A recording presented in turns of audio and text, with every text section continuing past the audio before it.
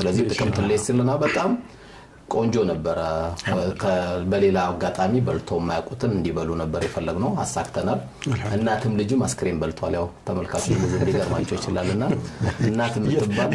እየተጠለጣጠቁ ነው ይሉት አልሐምዱሊላህ በጣም ደስ ይልሚል እንደ ድንገት ይሄን ያየሁት ለምንድነው የሆነ ጊዜ በኢየሩሳሌም አካባቢ ወደ አርበኞች አለፍኩና ማዘርጋ ለመሄድ ሳስብ እስቲ ዝም ብዬ ዛሬ አስክሬም ገዛላት ምን ይመስላታል ብዬ ገዛውላት ለማማ ለናቴ አጃይብ ስገዛላት በፍቅር በላችሁ በጣም ደስ አላት ወይኔ ያልኩኝ ለካ ተበልተናል እስከዛሬ ተበልተናል ለካ በቡና ብቻ ለካ ገድያታለሁ ብዬ አስክሬሙ በጣም ደስ አላት ከዛ በኋላ እስቲ ኢንሻአላህ እነዛም 1400 እናቶችም አስክሬም ለምንድነው እናት ማትበላው ብለን ዘንድሮ ልጆችም እንደበሉት እናቶችም በልተው ከሌላ ጊዜ በተለየ ቀይ ወጥ አልጫ የሚበሉት እንደሞ ቀይረ ነው የባህል ምግብ ክትፎ የሚያገኙበትን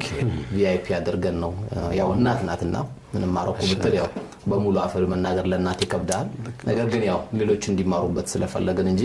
ገና ምንም የኢትዮጵያ እናቶች ገና ብዙ የሚጠበቅብን ስራዎች አሉ ብዬ ነው ማስበውና ጥቅምት ለስለና እንግዲህ ያው በዚሁ አጋጣሚ ድንገት በዚህ የሚያዳምጠን በዛ አልመጣም ይሆናልና የመቶ ሺህ አባል በእናቱ በአባቱ በራሱ እንዲሁም ደግሞ በሞቱበት ቤተሰቦች ቢመዘገብ ጥሩ ነው ላልና አጠቃላይ ግን የጥቅምት ፕሮግራሞች